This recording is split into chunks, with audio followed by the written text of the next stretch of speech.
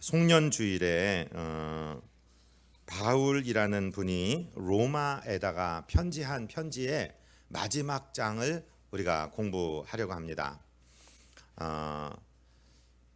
로마서라는 편지는 바울이 3차 선교 여행을 하면서 고린도라는 지역에 있을 때 거기서 내가 예루살렘 갔다가 로마로 가야지, 그리고 하나님이 허락하시면 서바나 즉 스페인까지 주의 복음을 들고 가겠다, 이렇게 결단하며 로마에 있는 성도들에게 편지를 합니다.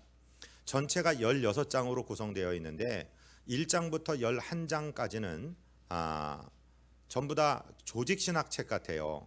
하나님이 어떤 분이시며 우리는 인간은 어떤 사람이며 우리가 어떤 죄를 졌고 어떤 형벌을 기다리고 있다가 어떻게 구원이 되었는지, 또 유대인은 어떤 사람들이고 이방인은 어떤 사람들인지, 이들을 하나님은 어떻게 구원하는지 복음에 대해서 아주 우리의 신학의 체계를 세우는 조직신학적 설명을 해줍니다.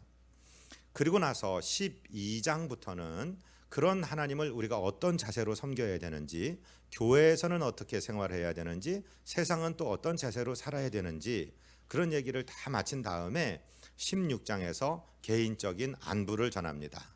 우리의 편지글과는 많이 다르죠. 우리는 시작하면서 안부를 여쭙고 시작하는데 바울은 로마서 1장을 시작하자마자 안부를 여쭐 틈은 없었습니다. 무조건 복음을 성령이 감동에 따라서 쫙 내려간 다음에, 그리고 16장에 가서 이제 한 사람 한 사람의 이름을 거명하면서 문안을 여쭈라고, 성도에 합당한 예절로 대접해 달라고 로마에 있는 성도들에게 기록하고 있는 것을 우리가 공부합니다. 왜 송년주일에 이 공부를 하느냐? 우리는 우리 하나님께, 우리 주님께 어떤 존재로 기억이 될까? 2017년 나의 인생을 내가 평가한다면 나는 몇 점 줄 수 있고, 주님은 2017년 나에게 어떤 평점을 주실 수 있는가? 그러면 2018년도는 어떻게 살아야 되는가 하는 것을 한번 생각해 보기 위해서 굉장히 중요한 본문이라고 생각이 됩니다. 여기 28명의 사람 이름이 등장하고 있는데 28명을 다 공부하는 것보다는 한번 분류를 해봤습니다. 그들에게 붙여진 이 칭찬의 종류에 따라서 한 크게 10종류의 사람으로 또는 7, 8종류의 사람으로 분류를 했는데, 이런 말씀을 자꾸 들을 때 나도 이렇게 살아야 되겠구나 하는 결단이 생기니까 이 말씀은 능력의 말씀이 될 줄로 믿습니다. 제일 먼저 언급되어 있는 사람은 베베라는 여인의 이름입니다. 제 또래보다 더 젊은 분들, 아주 젊은 분들은 말고요, 피비 케이츠라는 아주 예쁜 영화 배우를 알 거예요. 소피 마르소, 피비 케이츠 혹시 아세요? 그 피비라는 이름이 영어로는 피비인데 우리말로 쓰면 베베가 돼요. 베베라는 여자가 있는데 그 여자가 어떻게 소개되는지 우리 한번 본문 1절 2절을 받들어서 읽겠습니다.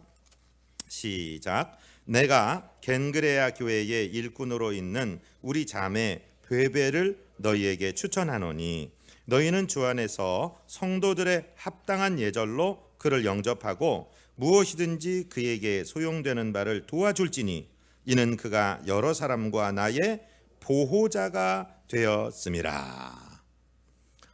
우리 자매 베베, 피비, 이렇게 얘기를 하고 있습니다. 이 사람이 다른 사람들 그리고 나 같은 복음 전도자의 보호자가 되었다라고 지금 표현하고 있어요. 이 보호자라는 말은 프로스타티스라는 말인데 헬라 말로 후원자, 조력자, 구조자 이런 뜻을 가지고 있습니다. 이 베베라는 여인은요, 지금 바울이 어디에서 로마서를 쓴다고 했죠? 3차 선교 여행에 고린도에서 쓴다고 했죠. 이 고린도 지역에서 바울의 선교단 일행을 극진하게 섬겨줬습니다. 복음 전하는 사람들, 복음 전하는 나그네들을 잘 대접을 해주고, 그리고 특별히 이 로마서라는 편지를 가지고 자비를 들여서 지금 고린도에서 로마로 가고 있는 것입니다. 로마에게 이 바울의 친서를 전달하기 위해서 자비를 들여서 가고 있는 이 여종을 로마 교회의 성도들에게 추천하는 것입니다. 이 베베라는 여인은 나뿐만 아니라 다른 복음 전도자들의 보호자가 되고 우리의 조력자가 되고 후원자가 된 사람으로서 당신들에게 이 기쁜 소식을 가지고 가고 있습니다. 하나님이 기억하는 사람, 복음의 후원자, 복음의 구조자, 복음의 동역자들 하나님께서 기억한다 하는 것을 우리가 알 수 있죠. 두 번째는 복음에 헌신하고 수고한 동역자들을 얘기하고 있습니다. 3절 4절을 우리 같이 한번 읽을까요? 너희는 그리스도 예수 안에서 나의 동역자들인 프리스가와 아굴라에게 문안하라. 그들은 내 목숨을 위하여 자기들의 목까지도 내놓았나니 나뿐 아니라 이방의 모든 교회도 그들에게 감사하느니라. 아멘. 여기서 두 번째 등장하는 부류의 사람들은 바울의 동역자를 말합니다. 동역자는 시네르고스라는 원어를 가지고 있는데 영어로 얘기하면 fellow worker, 같이 동역하는 사람. 직장 동료 같은 사람이겠구나. 아닙니다. 그 정도의 의미가 아닙니다. 여기서 시네르고스라는 의미의 동역자는 어떤 사람들이냐면 생명을 내놓은 동역자들을 말하는 것입니다. 여기서 지금 브리스가와 아굴라라는 사람은 정확한 이름은 프리스길라와 아굴라입니다. 영어 이름 쓰는 사람 중에 프리실라라는 여자들이 있어요. 엘비스 프레슬리의 딸내미가 프레슬리인데 프리실라가 브리스길라예요. 이 브리스길라라는 사람의 이름은 여자 이름이라 이 말입니다. 그런데 부부인데 남자 이름보다 여자 이름을 앞에 쓰고 있는 것을 우리가 보세요. 바울이 의미가 없이 그렇게 쓴 것이 아니라 일반적으로 초대의 교회의 유명한 사람들 중에 브리스길라 아굴라를 부를 때 아굴라 남편 이름을 먼저 쓰지 않고 브리스길라를 먼저 쓴 것이 전통입니다. 왜 그랬는지는 모르겠습니다. 추정컨대는 여자가 남자보다 훨씬 하나님의 일에 적극적으로 나서지 않았나 이런 생각입니다. 이 사람들은 원래 고향이 이탈리아의 폰터스라는 우리 성경의 본도라고 나오는 폰토스 출신인데 글라우디오라는 그 시저 황제일 때 이 이탈리아 반도에서 유대인들 다 나가 이런 추방령을 내렸습니다. 그래서 이 아굴라 브리스길라 부부가 고린도에 오게 되었습니다. 그리고 거기에서 보면 바울을 만나게 되는데 업이 같음으로 이런 표현이 나와요. 우리 업을 말하는데 직업이 같아요. 이 사람들이 뭘 하는 사람들이냐면 텐트 메이커, 장막을 만드는 사람들입니다. 그래서 선교학 용어에서 자비량 선교사라는 용어가 있어요. 한번 해보실래요? 자비량. 자비량이란 게 무슨 말이냐면 스스로 자자, 준비한다고 할 때 비자, 량, 양식할 때 량자예요. 그래서 스스로 먹거리를 준비하는 사람들, 요즘 용어로는 BAM이라고 해서 Business as a Mission 이렇게 부르는데 선교로서의 사업을 하는 사람들 말이죠. 자, 지금 우리가 선교에서 나가야 될 나라들은 목사들을 환영하는 나라일까요? 거부하는 나라일까요? 목사 환영하는 나라라면 갈 필요가 무슨 필요가 있습니까? 거기서 목사 다 세우면 되죠.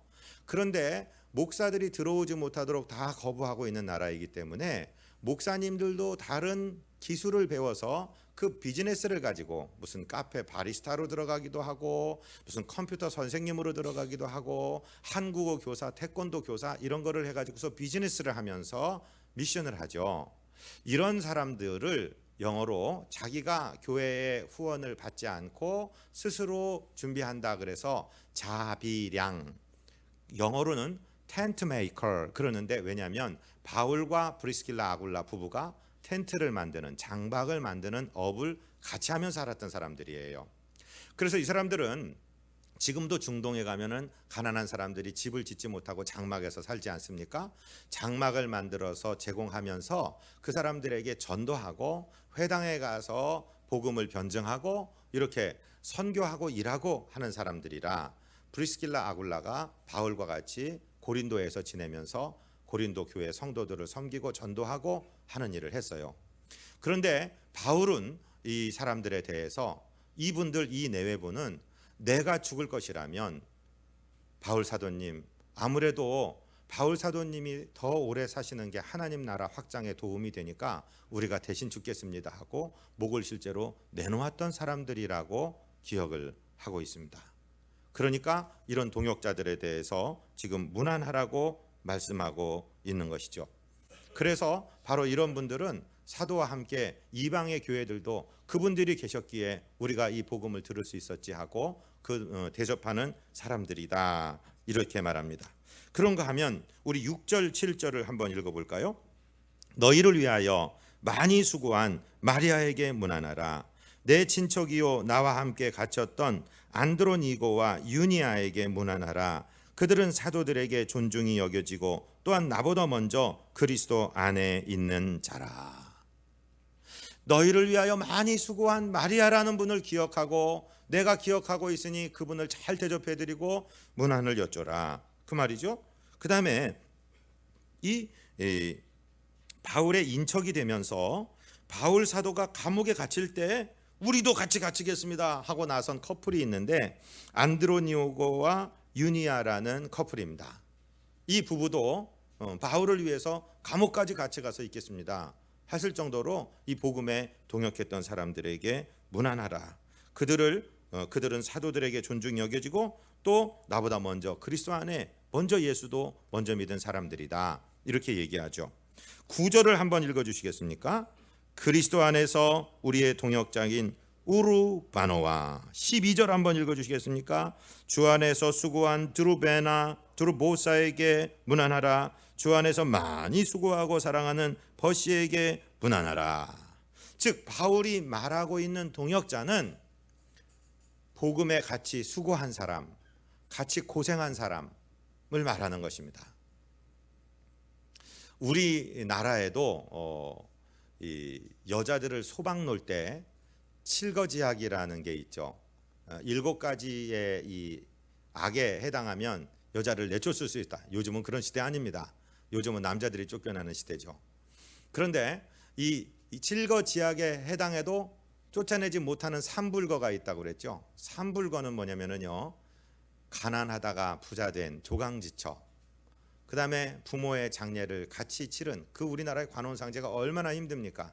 그 안에 그리고 내쫓아도 갈 곳이 없는 여자는 쫓아내면 안 됩니다. 이렇게 3개의 삼불거가 있는데 이 바울의 동역자와 비슷한 사람들이에요. 같이 수고하고 같이 고생하고 같이 목숨이라도 내놓을 정도로 헌신했던 이 동역자들을 로마 교회여 기억하고 문안해 주십시오. 내 문안을 전해 주시고 정말 성도에 합당한 예절로 대접을 좀 해 주십시오. 이런 안부를 전하고 있습니다. 우리 교회에도 이렇게 수고하시는 분들이 참 많습니다. 우리 교회 특징이 뭐냐면요, 잘 나타내는 걸 싫어해요. 살금살금 와서 봉사하시는 분, 살금살금 뭐 맛있는 거를 갖다 놓으시는 분, 살금살금 와서 교회를 아름답게 하시는 분, 성도를 섬기는 분, 무슨 큰 금액 헌금을 하면서도 제발 우리 이름을 좀 감춰주세요 하시는 분 많은데, 여러분 그러지 마시고 하나님 앞에 이름을 드러내는 것도 참 좋습니다. 하나님이 기억하시고 또 다른 분들에게 격려가 되고 또 같이 힘을 북돋는 결과가 되니까요. 너무 숨어서 하시지 않게 되시기를 바랍니다. 하여튼 수고하는 종들이 참 많이 계십니다. 교회가 작으니까 일할 일이 많아서 그러겠죠. 하나님께서 기억하신다는 것이죠. 바울도 자기 동역자를 기억하면서 교회여 합당하게 대접해달라, 문안을 여쭤달라, 이렇게 이야기하고 있습니다. 그런데 우리가 굉장히 주목해서 봐야 될 사항이 하나가 있습니다. 바로 5절 말씀을 우리 한번 읽어볼까요? 또 저의 집에 있는 교회에도 문안하라. 내가 사랑하는 에베네도에게 문안하라. 그는 아시아에서 그리스도께 처음 익은 열매니라. 지금 저의 집에 있는 교회에게도 문안하라 할 때 이 3절 4절에는 누구 얘기가 나와요? 브리스길라 아굴라 얘기가 나오고 그의 집에 있는 교회에 문안하라는 표현이 있죠. 여러분 10절로 한번 가보시겠습니까? 10절 시작. 그리스도 안에서 인정함을 받은 아벨레에게 문안하라. 아리스토블로의 권속에게 문안하라. 아리스토블로의 권속이라는 단어가 뭘까? 또 프리스길라와 아굴라의 집에 있는 교회라는 것은 무슨 표현일까?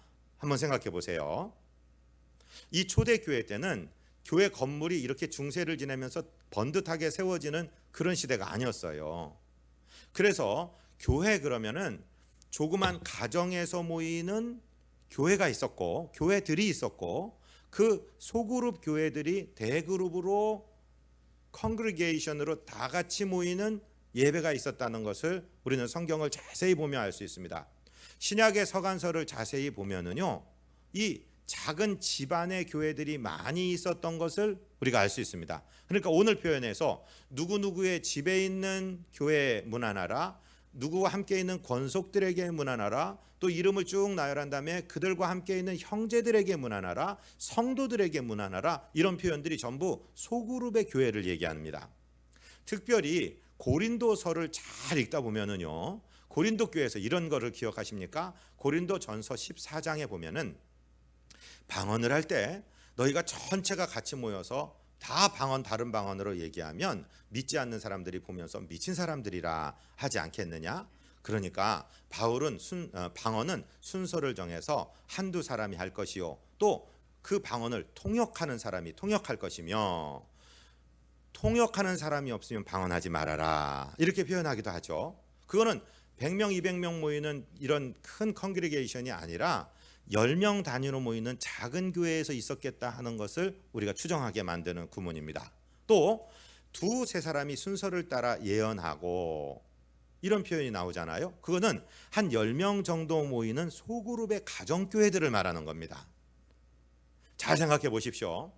바울이 2차 선교 여행에서 소아시아 지역을 선교하려고 하다가 성령이 허락하시지 않죠. 예수의 영이 막으실 때 드로아에서 마게도냐인의 환상을 보고 배를 타고 마게도냐의 첫 성에 가고 거기 빌립보라는 지역에 이르게 됩니다. 거기서 강가에서 모여서 기도하는 여자들에게 예수의 복음을 전하는데, 두아디라 사람으로서 자주장사, 퍼플 크로스, 이 자주색 옷감을 귀족들에게, 돈 많은 사람들에게 판매하는 아주 부유한 루디아라는 사람이 복음을 영접하게 되죠. 예수님을 영접하면서 뭐라 그러냐면, 내가 예수님 영접해서 당신들의 형제가 되었으니 나를 형제로 인정하거든 무조건 내 집에 오시오. 그래서 그 사람들에게 무슨 숙박비나 식대를 받지 않고 자기 집을 다 열어버렸어요. 그래서 바울 선교단이 머물게 하고 그들에게 필요한 사람들을 데려와서 말씀을 듣게 하고 병든 사람을 고치게 하고 그랬던 루디아라는 여자, 그의 집이 바로 유럽의 첫 교회, 빌립보성의 첫 교회가 되는 거예요. 이런 교회들이 많았다고요. 신약에 보면은 참 많이 있었다고요. 이것을 이름하여서 미션 홈이라고 합니다. 선교지에는 이런 분들이 많이 계십니다. 또 우리 성도들도 하나님께 물질의 복도 좀 받으시기 바랍니다. 집도 하나만 갖지 말고 여러 채 좀 갖고 계시기를 바랍니다. 그래서요, 선교사님들이 오시면 탁 좀 내주세요. 그리고 집을 하나 열어서 우리 성도들 와서 마음껏 쉴 때 쉬고, 우리 여기서 소그룹도 하고, 청년들이 어디 지방에서, 저는 제주도에 목사님들 친구분들이 많은데 대전에 목사님 우리 식구들이 가서 좀 한 일주일 있을 데가 없습니까? 이런 요청도 많이 받고, 선교지에서 또 선교지에 있는 목사님들이 한국 와서 목회 훈련 받고 싶은데 거처할 곳도 필요한데 이런 미션홈이라고 하는 집을 열어 주시는 분들이 있었단 말이죠. 지지난주에 우리 교회에 그 부흥회를 인도하신 송도교회 이준호 목사님은 당신 집을 건축하시면서, 제가 가봤어요. 옆에 당신 사시는 사택 똑같은 층수로 2층에 똑같은 구조로 집을, 게스트룸을 만들어요. 이거 목사님 왜 만드셨어요? 우리가 25년째 후원하고 있는 대만의 지광섭 선교사 있는데 그 가정들 오면 여기서 묵을 하고. 우리 집회 시간엔 얘기 안 했지만 사석에선 그런 얘기합니다. 어느 날 기도하는데 선교사들이 지금쯤 외로울 거야, 지금쯤 한국이 막 그리울 거야, 그러면은 비행기 표를 보내서 가정을 부른대요. 그리고 그런 집 저는 못 들어가 봤는데 부산에 가보면은 해운대에 78평짜리 무슨 호텔 같은 게 있대요. 그 한 방 묵는데 얼마나 되는지 모르겠는데 바닷가가 확 보이고 집안에 풀이 있는 그곳에 선교사님들 가족이랑 들어가서 2박 3일 쉬라고 그런대요. 당신은 못 들어가 봤대요. 미션홈입니다. 선교지마다 그런 집들이 많이 있었다는 거예요. 그래서 그 복음 전하는 나그네들을 쉬게 하고 머물게 하고, 그리고 거기서 교회 공동체가 모여서 작은 교회들을 많이 이루고 있다가, 지금 로마서라는 편지도 잘 보세요. 이렇게 책으로 해갖고 출판하는 시대가 아니죠. 아직 종이도 안 나오고 인쇄술도 안 나올 때니까 이 두루마리 편지를 가지고 가면 그 가정의 교회들이 다 읽어서 낭독하고 회람하는 이 편지를 지금 우리가 공부하고 있다는 것입니다. 그 브리스길라와 아굴라의 집에 있는 교회에게 문안하라. 또 다른 사람들의 권속들에게, 형제들에게, 가정들에게, 사랑하고 존경하는 성도 여러분, 우리 집을 열어서 하나님의 일에 소용되게 하는 미션홈에 대한 꿈을 갖게 되시기를 주님 이름으로 부탁드립니다. 하나님이 은도 내 것이고 금도 내 것이라고 했는데 그런 꿈을 많이 꾸면은요 하나님께서 해주실 줄로 믿습니다. 선교사들 생각해 보세요. 선교사 집에 갈 저만 해도요 다 재산 정리하고 다 털고 다 주고, 가족하고 안식년 쉬러 오면은요 갈 데가 없어요. 정말 쉴 데가 없어요.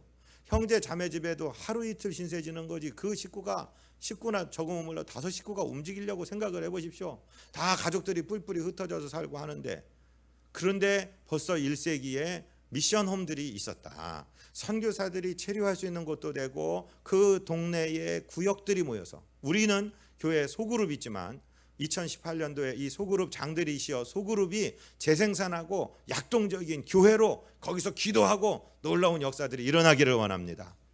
우리가 막 동경하는 조용기 목사님 여의도 순복음교회가 막 부흥할 때 바로 그 부흥이 그 소그룹 부흥이에요. 소그룹이 거기서 기도하고 응답받고 성령받고 거기서 무슨 은사들이 쏟아지고, 그러니까 재생산 돼서 그 소그룹들이 여러 개가 있는 그런 셀들이 막 하는, 세포들이 막 증식하는, 그래서 몸집이 커지는 그 자연스러운 성장이 우리에게도 있어야 될 줄로 믿습니다.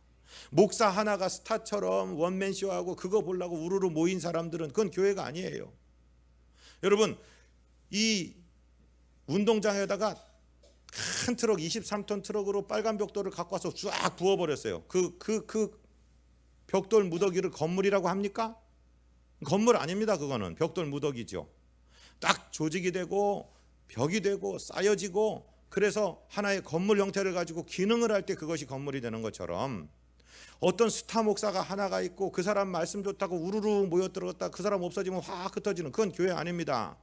여러분, 초대교회들은요 가정교회 건강한 교회들 셀들이, 이 소그룹 교회들이 부흥했고 그 교회들이 모여서 큰 지역을 전도하는 역사가 있었다는 것을 기억하고, 그의 집에 있는 교회들에게 문안하라는 이 말씀을 꼭 기억하시고, 나도 이런 교회를 해야 되겠다, 나도 이런 소그룹을 만들어야 되겠다, 거룩한 꿈을 꾸시는 복된 아침 되시기를 주님 이름으로 부탁을 드립니다.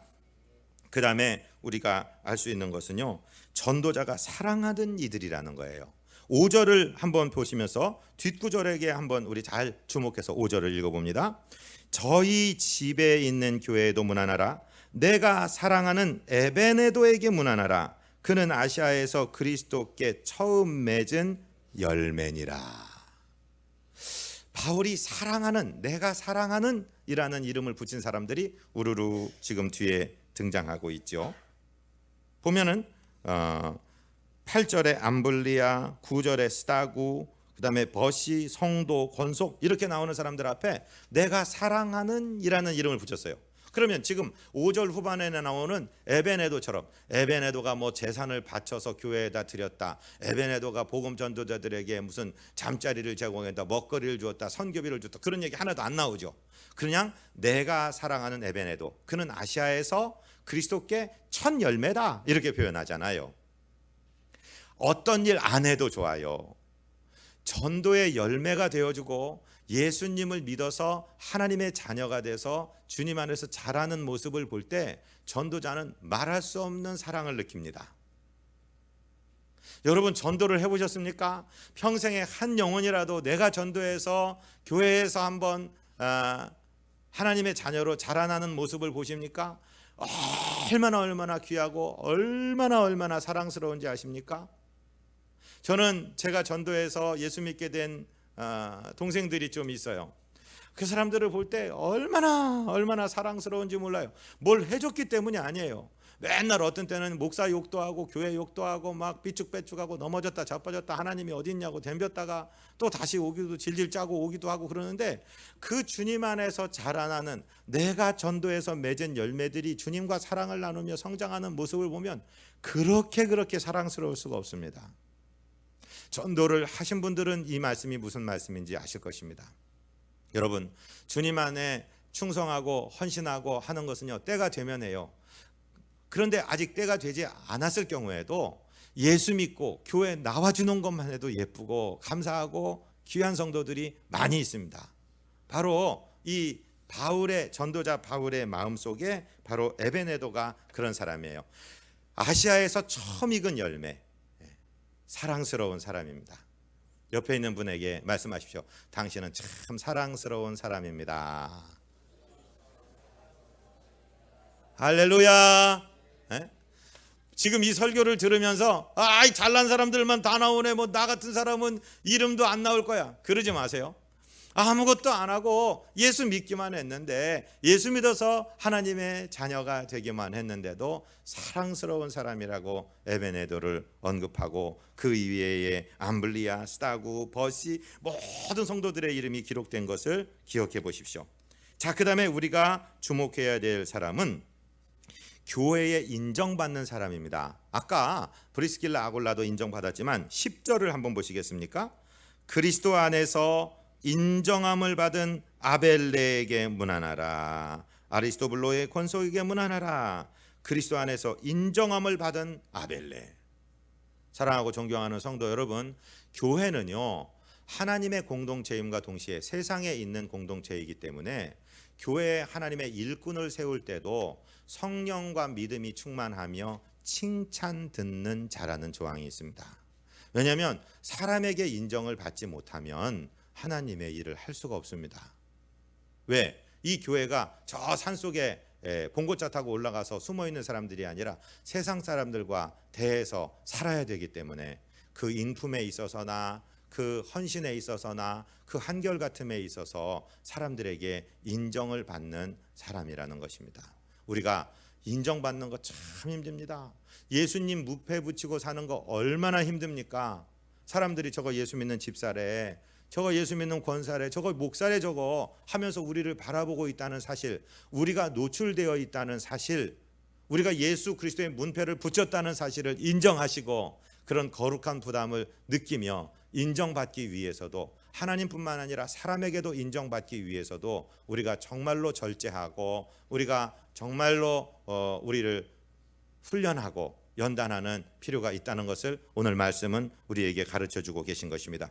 그 다음에 중요한 사람이요, 13절입니다. 여러분 13절 말씀을 다시 한번 읽을까요? 시작. 주 안에서 택하심을 입은 루포와 그의 어머니에게 문안하라. 그의 어머니는 곧 내 어머니니라. 자, 여기서는 공부를 좀 해야 돼요. 갑자기 루포라는 단어가 나오고 그의 어머니가 나오는데 어디서 들어본 것 같다, 이런 생각이 들 거예요. 여러분, 성경을 빨리 찾으실 수 있는 분들은 마가복음 15장으로 한번 가보십시오. 마가복음 15장을 찾아보시기 바랍니다. 그래서 마가복음 15장 20절로 22절을 우리 한번 읽어보시겠습니다. 찾은 분들과 함께 제가 읽겠습니다. 시작. 희롱을 다한 후 자색 옷을 벗기고 도로 그의 옷을 입히고 십자가에 못 박으려고 끌고 나가니라. 마침 알렉산더와 루포의 아비인 구레네 사람 시몬이 시골로서 와서 지나가는데 저희가 그를 억지로 같이 가게 하여 예수의 십자가를 지우고 예수를 끌고 골고다라 하는 곳, 번역하면 해골의 곳에 이르러, 이렇게 나오죠. 자, 다른 책에서도 마태, 마가, 누가에 기록되어 있는데 이 구레네 사람 시몬, 즉 예수님이 골고다 골짜기로 올라가는 비아돌로 로사를 걸어갈 때 예수님의 십자가를 대신 진 구레네 시몬에 대해서 마가복음에만 앞에 수식이 달라붙었어요. 루포의 알렉산더와 루포의 아버지인 구레네 사람 시몬이라고 나오죠. 그러면 자, 이 마가복음은 우리가 잘 아는 대로 로마 사람을 목적하고 마가가 기록한 책입니다. 알렉산더와 루포라는 사람 이름을 집어넣고 그의 아버지가 되는 구레네 시몬이라고 얘기했다는 것은 로마 사람들에게 이 시몬의 아들인 알렉산더와 루포는 이미 유명한 사람이 되어 있다는 얘기예요. 이걸 머리가 좋은 분들만 아마 알아들으실 겁니다.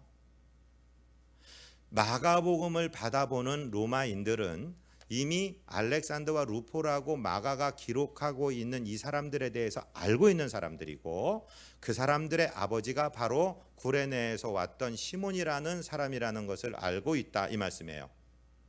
그런데 지금 로마서에서 바울은 그 루포의 어머니, 즉 이 구레네 시몬의 아내가 되는 그분, 그 어머니를 대접하라. 그 어머니는 곧 내 어머니다. 왜냐하면 그 어머니는 하나님이 택하신 어머니다. 복잡해집니다, 얘기가. 자, 생각해 보세요. 그때 당시 예수님 시대 당시 로마의 군인은 그 식민들을 마음대로 징벌할 수 있는, 마음대로 징집할 수 있는 권한이 있었습니다. 그래서 예수님이 몸이 고나여서 그 40여 킬로가 되는 십자가의 횡목을 혼자 지시고 가실 수 없어서 쓰러지는 걸 알고 옆에 지나가던 건장한 사람, 너 이리 와! 그래서 잡았어요. 그 사람이 구레네 시몬인데 우연히 잡은 것 같아 보이지만 하나님이 선택하셨다는 겁니다. 그 구레네 시몬을. 그래서 자기가 자원한 건 아니지만 그냥 찍혀서, 그냥 내가 징집이 돼서 내가 노역을 했지만 내가 그 짐을 지고 가면서 이분에 대해서 묵상하고 그 십자가 밑에서 이분이 말씀하시는 말씀을 듣고 구레네 시몬은 예수 그리스도의 사람이 되고, 자기 아들 알렉산더와 루포와 자기 아내에게 예수를 전하여서 가정이 다 예수 믿게 되었다는 거죠. 그러니까 지금 바울이 로마서 16장 13절에서 루포의 어머니에게 문안하라. 그 어머니는 내 어머니다. 그런데 하나님께 택하심을 입은 루포의 어머니께 문안하라 얘기하잖아요. 하나님이 선택하셨다는 거예요. 사랑하고 존경하는 성도 여러분, 여기 앉아 계신 게 우리 자신이 믿음이 있어서 여기 앉아 계신 것이 아니고 하나님께서 여러분을 찍어서 천에 하나 고르고 만에 하나 뽑아서 지명하여 불러서 누군가 전도자를 보내셔서 저와 여러분이 하나님의 택하심을 입은 자로 여기 앉아 계신 줄로 믿으시기를 바랍니다. 그 어머니에게 문안하라는 거예요. 그 어머니는 곧 내 어머니다, 이 말이에요. 아멘. 우리 교회는 막 수백 명 모이는 큰 교회 아니에요. 저는 이것을 감사해요. 왜냐하면 서로 얼굴도 모르고 같은 교회 다니는지도 모르는 그런 사람들이 아니라 서로 알 수 있기 때문에. 여러분, 정말로 우리 자녀들이요, 여러분들 여기 있는 어머니 또래, 할머니 또래 어른들을 정말 내 어머니 내 할머니로 모셔주시기를 주님 이름으로 축복합니다. 사랑하는 부모님 세대들이요, 여기 있는 자녀들이 그냥 옆집 애가 아니라 내 자녀로, 내 손주로 축복해 주시기를 주님 이름으로 부탁드립니다. 우리 교회는 그 분위기가 돼 있어요. 그게 얼마나 감사한지 몰라요. 친형제를 대하지 친부모를 대하든 서로 사랑을 나누다 보면 그것이 아름다운 교회 공동체가 되고 하나님의 마음에 기억하심이 된다. 바울은 루포의 어머니 그분께 문안하라. 그분은 하나님이 선택하셔서 내 어머니가 된 거다. 우리가 바이올로지컬하게 생리적으로 생물학적으로 부모 자식은 아니에요. 그런데 교회에서 한 신앙을 섬기다 보니까 하나님이 우리를 성도로 엮어주고 성도로 만들어줘서 정말로 친형제보다 가깝고 친가족보다 친부모님보다 가까운 사람이 되었지 않습니까? 이 사랑에 깊이 빠지게 되시기를 주님 이름으로 축복드립니다. 바울이 루포의 어머니를 기억하는 것처럼 주님께서 저와 여러분을 기억하실 줄로 믿습니다. 이 기억은 여기서 끝나는 것이 아니에요. 우리 마지막 16절을 같이 읽겠습니다. 너희가 거룩하게 입맞춤으로 서로 문안하라. 그리스도의 모든 교회가 더 너희에게 문안하느니라. 아멘. 여러분, 우리는 세계 74억 중에서 지금 35억이 되는 성도들을 다 만나서 교제할 수는 없어요. 그러나 우리에게 허락한 사람들, 우리가 만나는 사람들, 우리 교우로 묶어준 사람들, 이 사람들에게 서로 친한 정말 허그로, 정말 안아줌으로 우리가 서로를 문안함. 진짜 입맞추면 요새 성추행한다고 하니까 그렇게 하시면 안 되고 마음의 거룩한 입맞춤으로 서로 사랑하고 안아주고 섬겨주면 바로 이렇게 우리가 사랑을 나누는 것이 그리스도 안에 온 74억의 교회가 서로 문안하는 결과가 된다. 나중에 하늘나라에서 주님 보좌 앞에 우리는 교단별로 서라 교회별로 서라 그렇게 하지 않을 거예요. 하나님께서 만나게 하실 거예요. 여러분, 저는 국제회의에 종종 참석할 때가 있었습니다. 피부 색깔이 진짜 완전히 색종이에 나오는 까만색처럼 까만색도 있습니다. 색종이에 나오는 빨간색처럼 빨간색도 있습니다. 하얀색도 있습니다. 우리 노란 사람, 엿장수같이 생긴 사람들도 있습니다. 그리고 옆에 갈 수 없을 정도로 정말로 냄새가 나는 사람도 있습니다. 그런데요, 한번 찬양을 착 하고 예수 이름 앞에 기도하고 나면은요, 언제 이 사람이 외국인이었냐 완전히 형제가 되어버립니다. 정말로 희한합니다. 정말로. 저희 자녀들은 어린 시절을 선교지에서 보내서 그런지 몰라도요, 이렇게 우리 뭐 동남아든지 아프리카든지 좀 피부 색깔이 조금 진한 분들을 만나면 다른 사람들은 이렇게 조금 어색해하는지 모르는데 우리 애들은 가서 막 손을 만져요. 여러분, 피부 색깔이 밝은 사람보다 어두운 사람이 훨씬 피부가 부드럽습니다. 만져보십시오. 한번 허락받고. 네? 그리스도 안에서는요, 완전히 하나가 되는 거예요. 네? 어느 나라가 다르고 언어가 다르고 무슨 민족이 다르고 아무 상관없습니다. 그것을 지금 우리 주님이 말씀하고 있는 것입니다. 사랑하고 존경하는 성도 여러분, 먼저 우리 교회 안에서 우리 서로 하나 되고 사랑하고 예수 안에서 하나 되어서 주님께 영광 돌리는, 감사로 보내는 2017년, 또 소망으로 충성으로 헌신으로 결단으로 맞이하는 2018년 되시기를 주님 이름으로 축복드립니다.